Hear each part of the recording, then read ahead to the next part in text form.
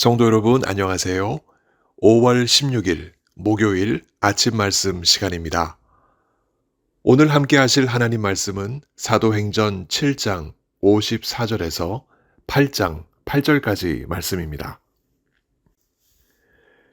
그들이 이 말을 듣고 마음에 찔려 그를 향하여 이를 갈거늘 스데반이 성령 충만하여 하늘을 우러러 주목하여 하나님의 영광과 및 예수께서 하나님 우편에 서신 것을 보고 말하되 보라 하늘이 열리고 인자가 하나님 우편에 서신 것을 보노라 한대. 그들이 큰 소리를 지르며 귀를 막고 일제히 그에게 달려들어 성 밖으로 내치고 돌로 칠세. 증인들이 옷을 벗어 사울이라 하는 청년의 발 앞에 두니라. 그들이 돌로 스데반을 치니 스데반이 부르짖어 이르되 주 예수여 내 영혼을 받으시옵소서 하고 무릎을 꿇고 크게 불러 이르되 주여 이 죄를 그들에게 돌리지 마옵소서. 이 말을 하고 자니라. 사울은 그가 죽임 당함을 마땅히 여기더라. 그날에 예루살렘에 있는 교회에 큰 박해가 있어 사도 외에는 다 유대와 사마리아 모든 땅으로 흩어지니라. 경건한 사람들이 스데반을 장사하고 위하여 크게 울더라. 사울이 교회를 잔멸할세 각 집에 들어가 남녀를 끌어다가 옥에 넘기니라. 그 흩어진 사람들이 두루 다니며 복음의 말씀을 전할세 빌립이 사마리아 성에 내려가 그리스도를 백성에게 전파하니 무리가 빌립의 말도 듣고 행하는 표적도 보고 한 마음으로 그가 하는 말을 따르더라. 많은 사람에게 붙었던 더러운 귀신들이 크게 소리를 지르며 나가고 또 많은 중풍병자와 못 걷는 사람이 나으니 그 성에 큰 기쁨이 있더라. 아멘. 어디를 보느냐에 따라 그 시선 끝에 기쁨이 있을 수도 있고 슬픔이 있을 수도 있습니다. 공의 법정에 선 스데반, 그는 하늘을 우러러 봅니다. 모세와 하나님을 모독하는 말을 했다는 혐의로 재판을 받고 있는 스데반이 그 혐의가 무색하리만큼 하늘을 우러러 봅니다. 무엇을 주목하여 보고 있습니까? 하나님의 영광과 예수님이 하나님 우편에 서신 것, 그것을 보고 있습니다. 하나님 우편에 앉으셨던 예수님이 벌떡 일어서시리만큼 스데반의 재판 과정을 면밀히 살피시는 그 모습에 스데반은 감격하여 이렇게 말합니다. 보라, 하늘이 열리고 인자가 하나님 우편에 서신 것을 보노라. 그렇게 스데반은 그의 시선 끝에서 환희를 보았습니다. 때는 이미 고발당한 스데반이 자신의 입장을 변론한 직후였습니다. 안 그래도 스데반의 변론으로 마음 한켠이 불쾌하고 분노가 치밀어 올랐던 공회원들이었습니다.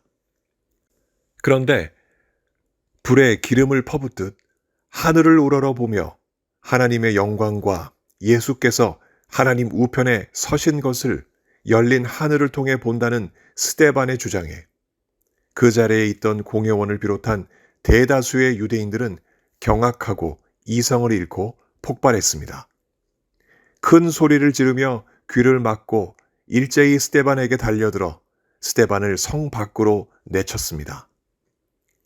그 와중에도 신성 모독자는 도시 밖에서 돌로 쳐 죽이라는 레위기 24장 10절에서 16절 규정을 기억한 유대인들은 스데반을 성 밖으로 내치고 돌로 쳐 죽이려고 했던 것입니다.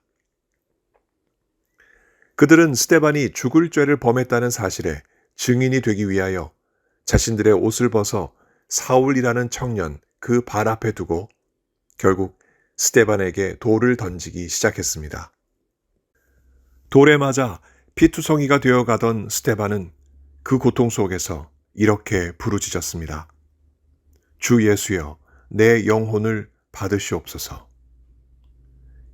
이내 무릎을 꿇고 또 큰 소리로 다시 외쳤습니다. 주여, 이 죄를 그들에게 돌리지 마옵소서. 그리고 이 말을 한 후 그는 운명했습니다. 마치 예수님이 십자가상에서 운명하실 때 하셨던 말을 그대로 옮겨놓듯 스데반의 이 마지막 유언은 스데반이 진정으로 예수님의 길을 갔던 믿음의 사람이었던 것을 보여주고 있습니다. 예수님을 바라보고 나아가면 죽음으로 치닫는 고통이 밀려옵니다. 그러나 그 과정이 지나면 곧 영화롭게 되는 그 길입니다. 스데반은 그 길 끝에서 예수님과 함께 누릴 영화를 바라보고 눈앞의 고통스러운 죽음을 결국은 이겨냈던 것입니다. 예수님을 바라보며 살다 보면 스데반이 감내해야 했던 고통이 뒤따를 때가 있습니다. 누구나 다 함께 예수님을 바라보며 산다면 그런 고통이 찾아오지는 않을 텐데, 설사 있다 하더라도 미미하여 견딜 수 있을 텐데. 그러나 현실은 그런 바람과는 사뭇 다릅니다. 예수님을 바라보지 않는 사람들이 많은 현실에서 우리는 우리가 예수님을 바라본다는 이유로 고통스러운 시선을 받을 때가 많습니다. 우리의 믿음을 조롱하는 사람들이 많습니다. 변화하는 사회화 문화 그리고 교육에 우리를 역행하는 꼰대 집단으로 조롱하기도 합니다. 심한 경우 우리를 박해하기도 하지요. 스데반이 순교하자 경건한 사람들이 그를 장사하고 그의 죽음을 두고 크게 울었습니다. 우리는 그 울음의 의미가 무엇인지 잘 압니다. 세상 사람들이 아무리 박해한다 하더라도 우리는 예수를 향한 우리의 믿음을 끝까지 붙잡고 견디며 이기겠다는 그 의지가 바로 그 눈물 속에 담겨 있지 않겠습니까? 그러나 아무리 눈물 나고 고통스럽다 하더라도 성도는 그 시선을 예수님 이외에 다른 곳에 두지는 않습니다. 당장은 고통스러워도 예수님께만 영원한 기쁨이 있다는 것을 성도는 믿기 때문입니다. 우리의 이 믿음이 사실인 것을 보여주는 한 인물이 본문에 등장합니다. 바로 사울입니다. 그는 스데반이 돌에 맞아 죽임당하는 일을 마땅히 여겼던 사람입니다. 예루살렘 공의회의 한 공회원으로서 스데반에게 사형 선고를 내린 공회의 판결에 손을 든 한 증인이었습니다. 그러나 머지않아 그는 입장이 바뀝니다. 스데반이 순교한 이후 얼마 가지 않아 예수님이 하나님 보좌 우편에 계시다는 스데반의 주장이 옳다는 것을 그는 깨닫게 됩니다. 말하자면 예루살렘 공회를 위한 증인이 아니라 예수 그리스도를 위한 증인으로 그는 변한 것입니다. 이런 극단적인 변화는 어디에서 왔을까요? 다메섹에 남아있는 예수를 따르는 무리들을 체포하기 위하여 가던 길에 느닷없이 하늘로부터 내려온 빛에서 시작이 되었습니다. 그 빛을 타고 사울을 부르신 예수님, 그리고 얼마 후 사울에게 찾아온 성령 충만이 사울을 공의회의 증인이 아니라 이제는 예수의 증인으로 바꾸어 놓은 것입니다. 그러나 하늘로부터 오는 그 빛, 예수님을 바라보지 못한 사람들은 하늘을 우러러 보지 못하고 예루살렘 공회만 우러러 볼 뿐이었습니다. 스데반이 순교한 직후 그 사람들은 예루살렘 공회의 명령을 따라 스데반과 같은 예수 믿는 무리를 색출하기 위하여 예루살렘에 있는 교회를 향하여 맹렬한 박해를 가하기 시작했습니다. 회심전인 사울 역시 교회를 잔멸하기 위하여 각 집에까지 들어가 예수님을 믿는 사람들을 색출하여 옥에 넘겼습니다. 이 박해는 스데반과 같은 헬라파 유대인들에게 집중되었는데 그 결과 그들은 더 이상 예루살렘에 거주하지 못하고 예루살렘 밖으로 흩어지면서 복음을 전하기 시작했습니다. 눈앞에 닥쳐온 박해는 참 매서웠지만 예수님 입장에 서서 상황을 바라보면 유대와 사마리아와 땅끝까지 이르러 예수님의 증인이 될 수 있는 참 소중한 기회였습니다. 그렇게 예루살렘 교회 성도들은 스데반의 죽음이 가져온 눈물을 닦아내고 세상으로 흩어져서 복음을 전하면서 생명을 살리는 기쁨을 누리기 시작했습니다. 그 한 사람이 바로 빌립입니다. 그는 사마리아 성으로 내려가서 복음을 백성들에게 전했습니다. 말씀을 전하고 표적도 행하는 그 빌립, 그를 많은 사람들이 한 마음으로 따랐습니다. 그 결과 더러운 귀신들이 크게 소리를 지르며 떠나가고 많은 중풍병자들과 못 걷는 사람들이 고침받는 일들이 일어났습니다. 성경은 이를 두고 그 사마리아 성에 큰 기쁨이 있었다라고 기록하고 있습니다. 스데반의 장례를 치르면서 크게 울던 성도들이 박해를 통과하고 이제는 예수 복음으로 새로운 생명을 얻는 자들과 함께 크게 기뻐하는 이 장면은 무엇을 말하는 것일까요? 진정한 기쁨은 오로지 예수 그리스도를 바라보는 자들에게 있다는 것, 그것을 말하고 있습니다. 누가 예수 그리스도를 그럼 바라볼 수 있을까요? 마음만 먹으면 예수를 바라볼 수 있을까요? 예수를 바라보는 그 시선은 성령 충만한 자들만이 얻을 수 있습니다. 스데반이 하늘을 우러러 주목하여 하나님의 영광과 예수께서 하나님 우편에 서신 것을 본 것은 그가 시력이 좋아서가 아닙니다. 남다른 영적 능력이 있어서도 아닙니다. 성령 충만했기 때문입니다. 그가 성령 충만할 수 있었던 것은 오직 하나님이 그에게 은혜와 권능을 충만하게 주셨기 때문 아니겠습니까? 온갖 일들이 매일 새롭게 일어나는 우리들의 일상에서 우리는 우리의 시선을 어디에 두고 있는가 살펴봐야 하겠습니다.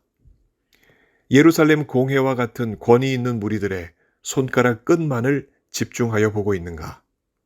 아니면 스데반과 빌립처럼 하나님의 말씀에 집중하고 있는가? 설사 하나님의 말씀을 따른다 하여 고통과 눈물이 찾아올지라도 우리는 그런 일로 인해 시선을 세상의 힘센 무리들에게 돌리지 않습니다. 성령 안에서 우리 시선의 끝은 바로 예수님이십니다. 그 안에서 우리는 구원을 얻었고 그 구원이 우리에게 영원한 기쁨을 주기 때문입니다. 그 기쁨을 한시도 잊지 않도록 우리는 무언가를 하나님께 구해야 합니다. 무엇일까요? 성령 충만입니다. 주여, 약속하신 성령을 우리에게 주시니 감사합니다. 성령 충만케 하여 주옵소서. 세상 사람들이 우리에게 격분하고 손에 돌을 들지라도 성령 충만하여 하늘을 우러러 주목하여 하나님의 영광과 예수께서 하나님 우편에 서신 것을 믿음으로 보게 하옵소서. 이 아침 이 기도를 올리며 오늘 그 어떤 상황 속에서도 성령 충만을 구하며 우리의 시선을 예수님께 둡시다. 고통 속에서도 남모르는 기쁨과 환희가 우리의 영혼에 가득하게 될 것입니다. 이 믿음으로 승리하는 우리 모두가 되길 예수 그리스도 이름으로 간절히 축원합니다. 함께 기도하시겠습니다. 하나님 아버지, 성령 충만케 하여 주옵소서. 어떠한 상황 속에서도 성령 충만함을 통하여 예수 그리스도를 바라보게 하여 주옵소서. 그 고통과 아픔이 주님 주시는 기쁨과 환희로 분명코 바뀔 줄 믿사오니 하나님, 이 믿음으로 승리하고 오늘을 믿음으로 이겨내는 우리 모두 되게 하여 주옵소서. 몸이 아프신 성도님들 오늘도 만나 주옵시고 그 간절한 간구에 주님께서 속히 응답하셔서 건강한 몸으로 주님 섬기는 그 기쁨을 다 누리시게 하여 주옵소서. 오늘도 택하신 귀한 백성들 한순간도 놓치지 아니하시고 도우시고 이끌어 주실 것을 믿사옵고 우리 구주 예수 그리스도 이름으로 감사하며 기도하옵나이다. 아멘. 성도 여러분, 오늘 하루도 성령 충만한 하루 보내시기를 바랍니다. 감사합니다.